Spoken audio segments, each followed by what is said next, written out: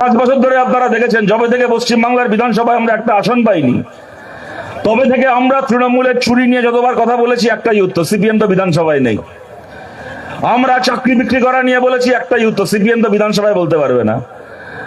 আমরা ওদের গুন্ডামি, খুন খারাপি, রাজনীতি, পঞ্চায়েত দখল নিয়ে বলেছি, সব প্রশ্নের একটাই উত্তর, সিপিএম তো বিধানসভার ভেতর নেই, বিধানসভার ভেতর তো কথা বলতে পারবে না। আজকে পশ্চিমবাংলার বিধানসভার ভেতর তাকিয়ে দেখুন, বাংলার মানুষ এমন রায় দিয়েছে, সিপিএম বিধানসভায় নেই এই কথাটা বলে যিনি ব্যঙ্গ করতেন, সেই মমতা ব্যানার্জি এখন আর বিধানসভায় নেই, বিধানসভায় মোস্তাফিজুর রহমান রয়েছে। মোস্তাফিজুর রহমান বিধানসভার ভেতর কথা বলবে। আর যেরকম বিধানসভার ভেতরের কথা বললাম, সেরকম বিধানসভার বাইরে মানুষের আন্দোলন। এসআইআর এর নাম করে যে মানুষের ভোট দেওয়ার অধিকারকে কেড়ে নেওয়া হয়েছে, সেই মানুষকে, আমাদের সেই সহনাগরিকদেরকে আবার ভোটার তালিকায় ফিরিয়ে আনার যে লড়াই, ওই ছোট ছোট বাচ্চাদের স্কুলে যেমন সাজো, যেমন খুশি সাজো প্রতিযোগিতা হয়, কেউ দেখবেন গান্ধী সেজে যায়, কেউ মাতঙ্গিনী হাজরা সাজে, কেউ স্বামী বিবেকানন্দ সাজে, কেউ রবীন্দ্রনাথ ঠাকুর সাজে। বাচ্চাদেরকে বাবা মায়েরা শিখিয়ে পাঠায়, সাজিয়ে পাঠায় স্পোর্টসের দিন স্কুলে। সেরকম আমাদের রাজ্যের মুখ্যমন্ত্রী যেমন খুশি সাজে প্রতিযোগিতায় উকিল সেজেছিলেন ভোটের আগে, উকিলের পোশাক পরে সুপ্রিম কোর্টে ছবি তুলতে গেছিলেন। ভোট হয়ে গেল, রাত গাই বাদ গাই, ভোট হয়ে গেল, যার নাম ভোটার তালিকা থেকে বাদ পড়েছে তাকে ফেরানোর লড়াই উনি কি করবেন? ভোটে লড়ার জন্য যাকে বিধায়কের ভোটে দাঁড় করিয়েছিলেন, সেই এখন মমতা ব্যানার্জিকে ছেড়ে পালিয়ে যাচ্ছে। যেরকম বিধানসভার ভেতর মোস্তাফিজুর রহমান রয়েছেন লড়াই করার জন্য, সেরকম মমতা বন্দ্যোপাধ্যায় ওই চুরির মামলা ছেড়ে পালিয়েছেন, কিন্তু সত্যিকারের মানুষের নাম আবার লিস্টে ফিরিয়ে আনার লড়াইয়ে মোস্তানি বানু রয়েছেন, কমিউনিস্ট পার্টি রয়েছে, আমাদের লাল পতাকা রয়েছে।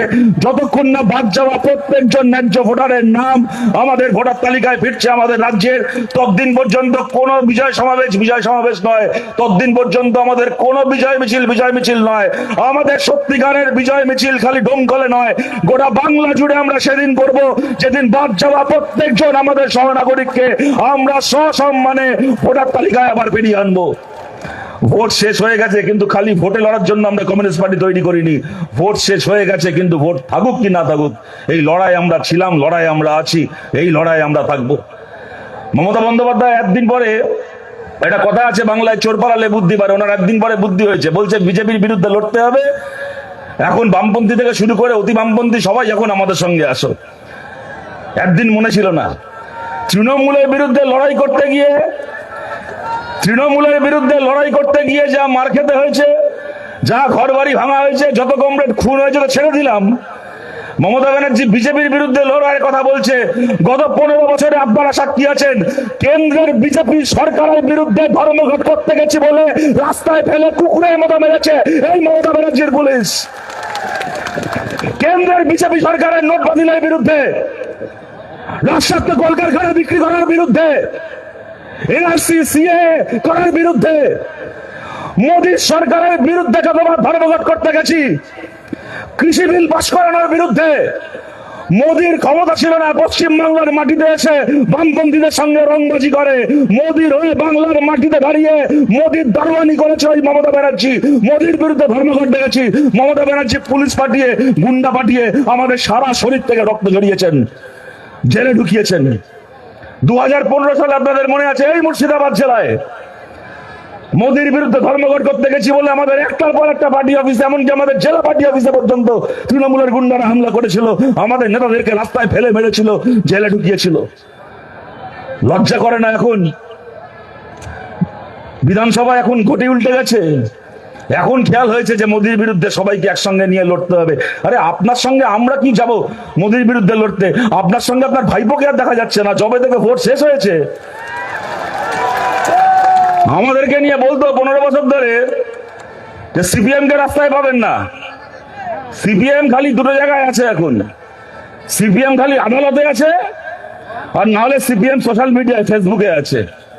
15 বছর ধরে এই টিপ্পনি শুনে গেছি।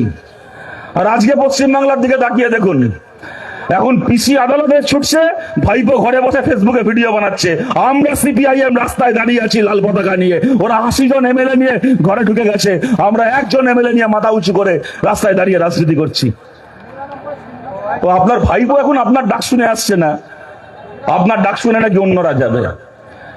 বলতেন ভোটের আগে কে কোথায় প্রার্থী হয়েছে ভেবে লাভ নেই, জানবে বাংলার 294টা আসনে আমি মমতা ব্যানার্জি আমি প্রার্থী, 294টা আসনে আমি প্রার্থী।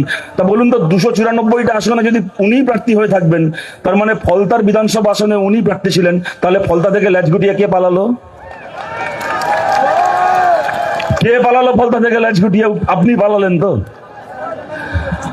আমরা বলছি পালিয়ে একটা উপকার করেছেন, পালিয়ে একটা উপকার করেছেন। আজকে ফলতায় সারাদিন ধরে ভোট হচ্ছে, একদিকে বিজেপির পদ্মফুল, একদিকে কমিউনিস্ট পার্টির কাস্তে হাতুড়ি। তারা ফলতায় যা ভোট আজকে হচ্ছে, আগামী দিনে ওইটাই পশ্চিম বাংলার রাজনীতির চেহারা। একদিকে বিজেপি আর একদিকে আমাদের সমস্ত বন্ধুদেরকে নিয়ে কমিউনিস্ট পার্টি, আমাদের সমস্ত বন্ধুদেরকে নিয়ে লাল পতাকা। হয় এসপার নয় ওসপার হবে সামনের দিনে বাংলায়। আমার কথাকে আমি খুব দীর্ঘায়িত করছি না, আমার কথাকে আমি শেষ করছি। কমরেড সেলিম দা বলবেন, আপনাদের কাছে খালি এই কথা বলে বিদায় নেব। আরে জিতিয়েছেন, বারবার আসা হবে, সব হবে, দেখা হবে আবার। ঠিক আছে, আমি বলছি, শেষ করছি। হ্যাঁ আরে বলছি রে বাবা, জিতিয়েছেন এখানকার মানুষ আমাদেরকে। যেখানে আমরা জিতিনি আমরা সেখানেও আগামী দিনে জিতবো। কিন্তু যে কথা বলার তা হচ্ছে পশ্চিম বাংলার মাটিতে 1 ইঞ্চি জমি আমরা বিজেপিকে ছাড়বো না।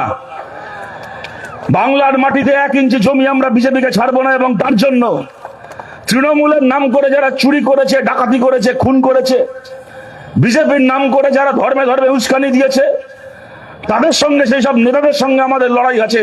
কিন্তু কোন দলে ভোট দেওয়া কোন সাধারণ কর্মী সমর্থক আমাদের শত্রু নন।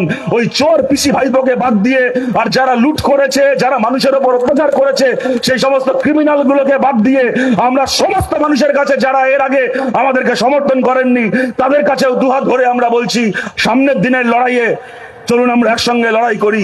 চোরগুলোকে সরিয়ে রেখে সমস্ত ভালো মানুষ, খালি মার্ক্সবাদী মানুষ নয়, মার্ক্সবাদী মানুষ, গান্ধীবাদী মানুষ, প্রগতিশীল মানুষ বাংলায় যারা আছেন, সবাই মিলে একসঙ্গে লড়াই করতে হবে বিজেপির বিরুদ্ধে। একটা কথা আছে, সকাল দেখে গোটা দিনকে চেনা যায়।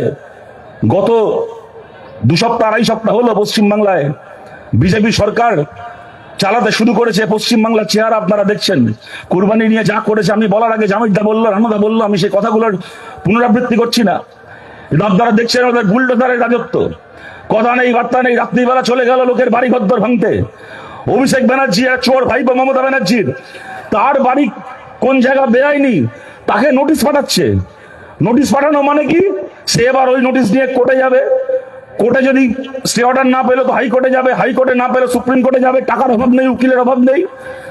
মমতা ব্যানার্জির চোর ভাইপোর বাড়িতে নোটিশ পাঠানো হবে, আর গরিব খেটে খাওয়া মানুষের বাড়িতে বলা নেই কোয়া নেই, রাত্রিবেলা বুলডোজার পাঠিয়ে দিয়ে বাড়ি থেকে তার বউ বাচ্চাকে টানতে টানতে বার করে এনে গরিবের বাড়ি ভাঙবে। এই জিনিস পশ্চিম বাংলায় চলতে পারে না।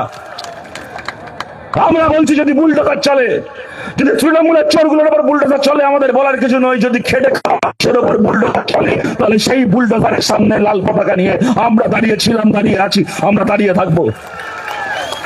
স্টেশন থেকে হকার তুলছে, রাতারাতি স্টেশনে গিয়ে বুলডোজার দিয়ে হকার তুলে হকারের জিনিসপত্র রেল লাইনে ফেলে দিয়ে বলছে নাকি এটা রেলের প্ল্যাটফর্ম, রেলের জমি, এই প্ল্যাটফর্ম রেলের সম্পত্তি, এখানে হকার কেন বসবে? আচ্ছা বলুন তো, মোদি বরাবর বলতো না ও নাকি ছোটবেলা গুজরাটে ভদোদরায় রেল স্টেশনে চা বিক্রি করতো? বলতো কিনা? মোদি নিজেকে চা আলা বলে তো। ও নাকি ভদোদরায় রেল স্টেশনে চা বিক্রি করতো। তো শিয়ালদার রেলের প্ল্যাটফর্মটা রেলের সম্পত্তি, ওখানে হকার বসতে পারবে না। কল্যাণীর রেল স্টেশনটা রেলের সম্পত্তি, বহরমপুরের রেল স্টেশনটা রেলের সম্পত্তি, বর্ধমানের রেল স্টেশনটা রেলের সম্পত্তি। আর গুজরাটে ভদোদরা রেল স্টেশনের প্ল্যাটফর্মটা কি মোদির বাবা মোদির নামে লিখে দিয়ে গেছিল দলিল করে? ওটা মোদির বাবার সম্পত্তি ছিল, ওখানে বসে চা বিক্রি করত। ভোটের আগে দেখলাম ঝাড়গ্রামে সভা করতেছে, ঝালমুড়ি খাচ্ছে, দোকান থেকে ঝালমুড়ি কিনে খাচ্ছে, খেয়ে বলছে পশ্চিম বাংলা আপনারা জেতান। এমন ঝালমুড়ি খেলো, ভোটে জেতার পরে বলছে ঝালমুড়ি আলাদা বসতে পারবে না, সেখানে বসতে পারবে না, ঝালমুড়ির ঠেলা ভাঙো। এই হচ্ছে এদের চরিত্র। এর বিরুদ্ধে আমাদেরকে লড়তে হবে। আপনাদের সবার কাছে আবেদন করছি, সবাই পাশে থাকুন। দল মত নির্বিশেষে অতীতে যে যাকে ভোট দিয়ে থাক না কেন, সামনের দিকে তাকিয়ে সমস্ত ধর্ম নিরপেক্ষ গণতান্ত্রিক মানুষ, সব ধর্মের মানুষ, সব এলাকার মানুষ, গ্রামের মানুষ, শহরের মানুষ, মফস্বলের মানুষ, গঞ্জের মানুষ একসঙ্গে হাতে হাত ধরে দাঁড়াই। বাংলার মাঠে বিজেপিকে এই সমস্ত গাজওয়ারি রাজনীতি আমরা করতে দেব না। গতকাল আপনারা দেখেছেন উত্তরপ্রদেশে একজন ছাত্রীকে ধর্ষণ করে জেল খাটছিল একটা লোক, সে জেল থেকে জামিন পেয়েছে বলে যোগীর রাজ্য উত্তরপ্রদেশে তাকে ঢাক ঢোল কাঁসর ঘন্টা বাজিয়ে, তাকে ফুলমালা পরিয়ে, তাকে গেরুয়া পতাকা নিয়ে বরণ করা হয়েছে। ওরা পশ্চিমবাংলাকে ওরকম রাজ্য করতে চায় যেখানে ধর্ষককে ঢাক ঢোল বাজিয়ে গেরুয়া পতাকা নিয়ে বরণ করা হবে, কিন্তু পশ্চিমবাংলাকে আমরা সেই রাজ্য হতে দেব না। বাংলা সেই রাজ্যই থাকবে যেখানে একটা মেয়ের চোখের জলে গোটা বাংলা কাঁদে, রাত দখলের আন্দোলন করে, ধর্ষণের বিরুদ্ধে, ধর্ষকের বিরুদ্ধে গোটা বাংলার মানুষ রাস্তায় নেমে এসে রাতের পর রাত জাগে। প্রশ্ন করতে যায় না মেয়েটা সিপিএম পরিবারের ছিল না কংগ্রেস পরিবার, না তৃণমূল পরিবার, না বিজেপি পরিবারের ছিল। বাংলা সেই রাজ্য ছিল, সেই রাজ্য আছে, বাংলাকে সেই রাজ্যই রাখতে হবে। আজকে আপনারা দেখেছেন এই তৃণমূল সরকারের আমলে যখন সরকারি কর্মচারীরা ডিএ পেতেন না, দিনের পর দিন ধর্ণা দিয়েছেন। সেই ধর্ণা মঞ্চে যেরকম মোহাম্মদ সেলিম গেছেন, সেই ধর্ণা মঞ্চে অন্যান্য পার্টির নেতারা গেছেন, তেমন সেই ধর্ণা মঞ্চে শুভেন্দু অধিকারীরাও গেছেন। গিয়ে বলতেন সরকারি কর্মচারী কেন ডিএ পাবে না, ভালো করে সরকারের বিরুদ্ধে ধর্ণা দাও, ভালো করে সরকারের বিরুদ্ধে দাবি করো, সমালোচনা করো, প্রশ্ন করো। ঠিক করেছেন, তার অধিকার ছিল সরকারি কর্মচারীদের লড়াই করা। আজকে সকালবেলা শুভেন্দু অধিকারীর দপ্তর, শুভেন্দু অধিকারীর মন্ত্রিসভা, তারা আজকে সার্কুলার জারি করেছে পশ্চিমবাংলার কোন সরকারি কর্মচারী, আর এমনকি আধা সরকারি কর্মচারী, স্কুল শিক্ষক, সরকারি আধা সরকারি স্কুলের শিক্ষক, কেউ পশ্চিমবঙ্গ সরকার খালি নয়, এমনকি কেন্দ্রের সরকারের বিরুদ্ধেও সমালোচনা করে, এমনকি সোশ্যাল মিডিয়াতে, ফেসবুকে পর্যন্ত একটা লাইন লিখতে পারবে না, সার্কুলার জারি করেছে পশ্চিমবাংলার সরকার। আমরা বলছি আমরা জ্যোতি বসুর পার্টি করি। রাজ্যে বামফ্রন্ট সরকার শপথ নেওয়ার পরে যতদিন মুখ্যমন্ত্রী ছিলেন জ্যোতি বসু বারে বারে বলতেন একটা কথা পশ্চিমবাংলার সরকারি কর্মচারীদের উদ্দেশ্যে, বাংলার সরকারি কর্মচারীদের বলছি, আপনাদের দাবি দাওয়া করার অধিকার, এমনকি আপনাদের ধর্মঘট করার অধিকার কারো কাছে বন্ধক রাখবেন না, এমনকি বামফ্রন্ট সরকারের কাছেও বন্ধক রাখবেন না। আপনাদের দাবি দাওয়া করার অধিকার, ধর্মঘট করার অধিকার আপনাদের অধিকার। যদি বামফ্রন্ট সরকার ভুল করে আপনারা আমাদের বিরুদ্ধে ধর্মঘট করবেন, এইটা আপনাদের অধিকার। এইটা জ্যোতি বসুর রাজনীতি ছিল, এটা জ্যোতি বসুর সরকারের সিদ্ধান্ত ছিল। আর আজকের সরকার বলছে সরকারি কর্মচারীরা দাবি দাওয়া, মিটিং মিছিল করা ছেড়ে দাও, এমনকি সোশ্যাল মিডিয়ায় একটা লাইন সমালোচনা করে লিখতে পারবে না। সরকারে যারা আছে তারা খুন করুক, ধর্ষণ করুক, চুরি করুক, ডাকাতি করুক, আমি তার কোনো সমালোচনা করতে পারবো না। আমরা বলছি, শুভেন্দু অধিকারীকেও বলছি, এই পশ্চিমবাংলা জ্যোতি বসুর পশ্চিমবাংলা, এখানে যত আমাদের গলা টিপে ধরবেন আমরা তত জোরে চিৎকার করে কথা বলবো। আপনার ওই কালা সার্কুলার বাংলার শ্রমজীবী, শ্রমিক, কর্মচারী, বাংলার খেটে খাওয়া মানুষ দু পায়ে মারিয়ে এই বাংলার মাটিতে সরকারের অন্যায়ের বিরুদ্ধে লড়াই ছিল, লড়াই আছে, লড়াই থাকবে। আজকে আমরা ডোমকল জিতেছি, আগামী দিনে গোটা বাংলা জেতার জন্য এই লড়াই আপনাদের সবাইকে আমাদের পাশে পাবো এই আশা রেখে রানাদা বলার সময় বলছিল, আপনারা শুনেছেন ওই ভোটের ফলাফল বেরোনোর পরে কাশীপুরে বিজেপির বিধায়ক বলছে, রিতেশ তিওয়ারি বলছে, আমাকে খালি হিন্দুরা ভোট দিয়েছে, মুসলমান বুথে আমি ভোট পাইনি, তাই সামনের 5 বছর কোনো মুসলমানের জন্য কোনো কাজ করব না, দাঁড়িয়ে বিজেপির বিধায়ক বলছে। আর এখানে আমাদের কমিউনিস্ট পার্টির বিধায়ক মুস্তাফিজুর রহমান বলার সময় মাইকে বলল, আমি খালি সিপিআইএম এর বিধায়ক নই, সিপিআইএম এর বাইরেও যে মানুষেরা রয়েছেন আমি তাদের সবার বিধায়ক, জান প্রাণ দিয়ে সবার জন্য কাজ করব।